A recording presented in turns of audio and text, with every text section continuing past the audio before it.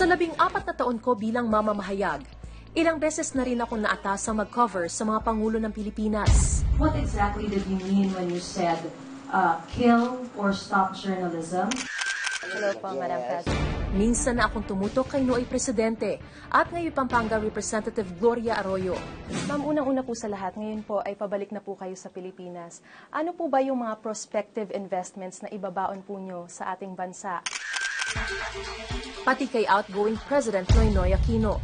Ngayon, inaalala natin yung anibersaryo ng pagdedeklara ng martial law sa Pilipinas. Paano ba dapat ito alalahanin ng mga Pilipino? At kamakailan lang, ipinadala naman ako sa Davao City para tutukan ng mga pahayag at mga lakad ng magiging ika-16 na Pangulo ng ating bansa. Galit ako kasi maraming namatay. Sandali ko palang siya tinututukan pero kapansin-pansin na ang kaibahan niya sa mga nakaraang Pangulo. Dito pa lang, masasabi na marahil na change has come. Ladies and gentlemen, the President-elect, Mayor Rodrigo Roa Duterte. Sinasabing nocturnal o aktibo sa gabi si President-elect Rodrigo Duterte at ito nga ang napatunayan ko. Press conference of President-elect Rodrigo Roa Duterte. Kung magpatawag siya ng press conference, laging sa gabi. May punto pa nga nagsimula na ito ng alas 12 ng hating gabi. Nag-iikot pa siya kahit madaling araw na. May pagkakataong nakasama pa ako at isa pang reporter sa kanyang sasakyan, papunta sa susunod niyang lakad bago mag-alas 3 ng madaling araw. Makikipagkita raw siya sa mga kaklase noon sa San Beda at doon pa lang din siya maghahapunan sa sobrang abala sa buong maghapon. Sir, so is this like enjoying the last few days or nights before you become president? Every time there's a conference, I really banter. Madalas ay nakaabang lang din kaming mga mamamahayag kung kailan siya muli magpapakita o di kaya'y magpapatawag ng pulong balitaan. Biglaan lang din karaniwan ang kanyang mga press con, kaya hindi ka dapat natutulog sa pansitan. Para sa mga baguhan nagko-cover sa kanya, hindi maiiwasang magulat sa kanyang madalas na pagmumura. And you say that is a hero. Anong klase? Huwag kang magkumpiyansa. Pagbibiro. Bird talk yan. Huh? Kontrobersyal. Sir, I'm here. Will you be giving them Talaga, a deadline? nagpapansin ka talaga sa ating Sir, good evening. Mr. President. Mr. President. Sir, can I get an answer, please? Huwag na ganyan. Malayo ang tingin. Ano yan? Ano yan?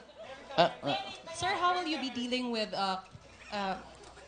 cabinet secretaries who are non-performing? Will you be giving them a deadline? Minsay pagiging sarcastic.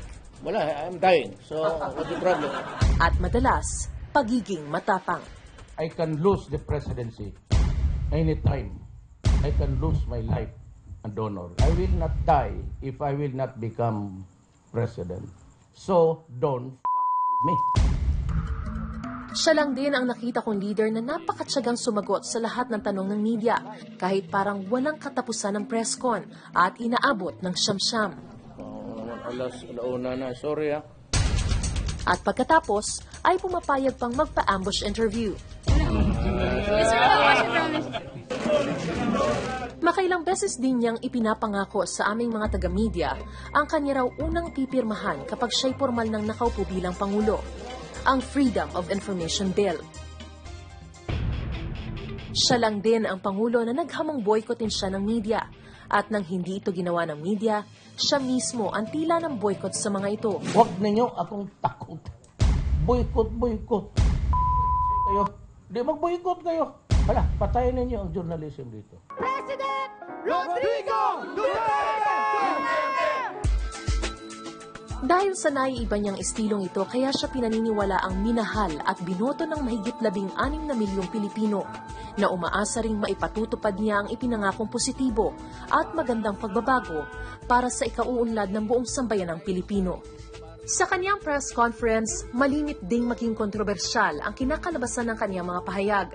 Ang isa sa pinakauminit sa lahat, nang tanungin siya kung ano ang gagawin niya sa walang katapusang pagpatay sa mga mamamahayag. What is your policy about the journalist killings? Kung papatayin ka talaga, papatayin ka.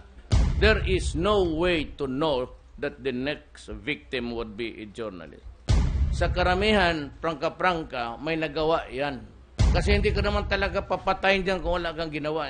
Pero karamihan yang may, alam mo na, nabigyan na, tapos especially if you want to take sides. Nabayaran mo na, tapos you play. Yan ang karamihan na mamatay. Mas uminit pa ang usapin patungkol sa pagpaslang nung isa-isahin niya ang iba't ibang uri di umano ng mga journalists sa bansa. Now, there are three kinds of journalists in this country. Those who are the crusaders, telling the truth, bearing it all before the public. Then there's a second class of journalists in this country. Yun yung mga mouthpiece ng vested interest. The third is the low life of journalists. Ito yung nagbabiyahe, accepting money from illegal sources. Para tong open season, sinong pronouncement niya? Is dangerous? Maaring maglagay sa panganib. Hindi natin ma-deny yung corruption. May cases naman talaga na gano'n eh. Pero ang dapat na maalala natin, yung corruption, hindi mangyayari kung walang nagko-corrupt. Ang pangyayaring ito nagbubukas ngayon sa seryosong usapin ng pagpaslang sa mga mamamahayag. Si Alex Balcoba, isang kolumnista sa isang pahayagan sa Maynila. Nung nakaraang buwan, habang naglalakad sa Maynila, noong barilin si Alex nang hindi pa nakikilalang mga kalalakihan. Mapahanggang ngayon, hindi pa rin alam ang tunay na motibo ng pagpaslang kay Balcoba.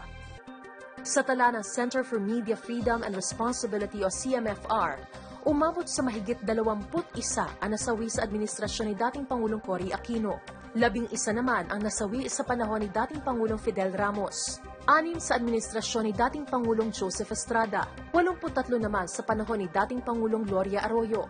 At 31 naman kay Pangulong Noynoy Aquino. Ayon sa Committee to Protect Journalists, isang international organization na tumututok sa kalagayan ng mga mamamahayag sa mundo. Pang-apat sa buong mundo ang bansa, kasunod ng mga bansang may giyera tulad ng Somalia, Iraq at Syria, sa pinakadelikadong lugar para sa mga mamamahayag. Pagka merong involved na pulis o kaya military, malaking problema yan sa communities. Sino mag-iimbestiga? Na among the weaknesses ng judicial system, yung involvement ng police at collusion sa local level.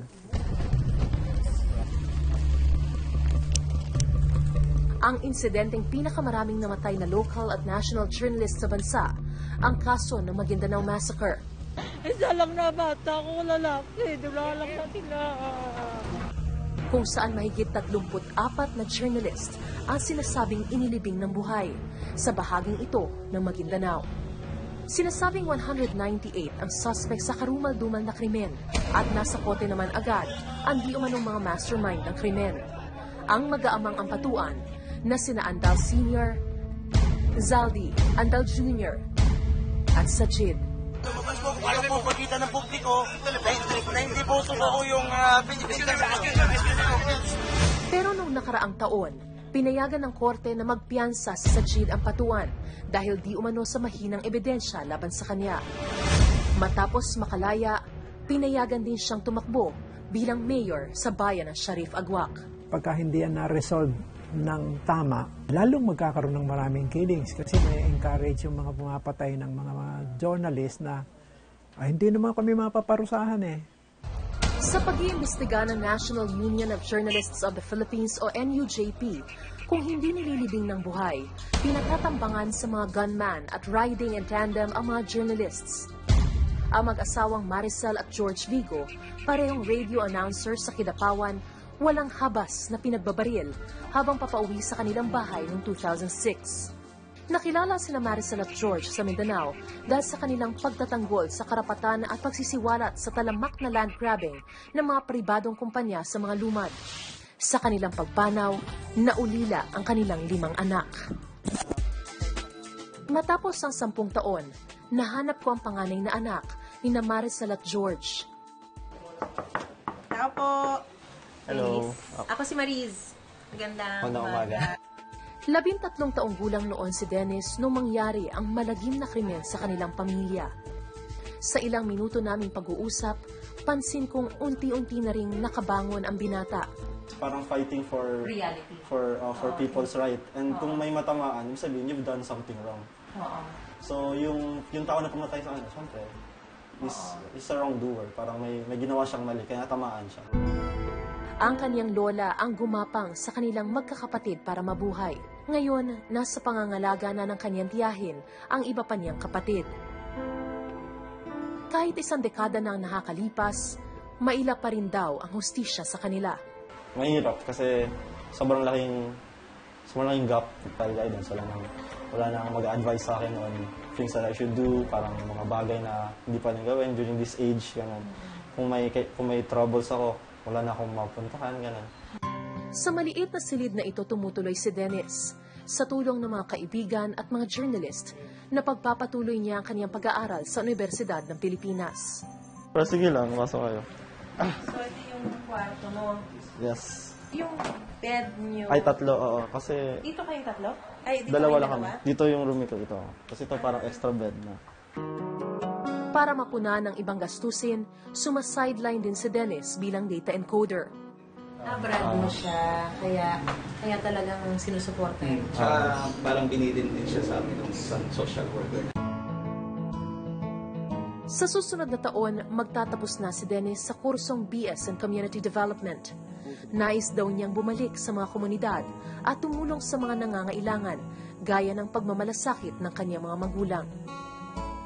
Isang journalist, 2 journalist yung nawala, di ba? Nawala yung mom mo, yung friend mo, yung best friend mo sa buong mundo, nawala sila. Mas walang impact sa akin yung nawala yung magulang ko, rather than nawala yung 2 journalist na hindi sila corrupt. Unahin talaga nila yung pagbigay ng katotohanan sa mass kaysa sa amin, mga anak nila. Ayon sa National Union of Journalists of the Philippines, bumibilang na sa 152 ang namamatay na journalist sa bansa mula sa administrasyon ni dating Pangulong Cory Aquino. Sa taas ng bilang, 50 pa lang ang nakakasuhan ng korte at mapahanggang ngayon, pahirapan pa rin ang pagtuntun sa pinaka-mastermind ng krimen. Mabilisan ang uusad ang kaso kung may mga saksing maglalahad ng katotohanan. Karamihan kasi ng kaso ng media killings, mga gunman o hired killers ang tumatrabaho. Dagdag pa ng CMFR, marami ring mga saksi ang hindi tumutuloy sa kaso dahil sa takot at kakulangan ng maayos na programa.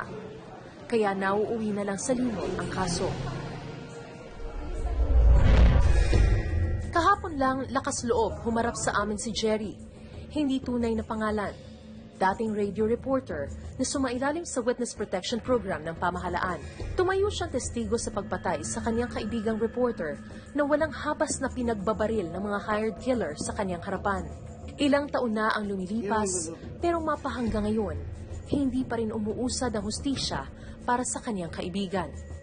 Damang-dama ko pa ang basag niyang ulo kasi ginaganito ko siya Yung mga halos lahat na dugo niya dito sa akin.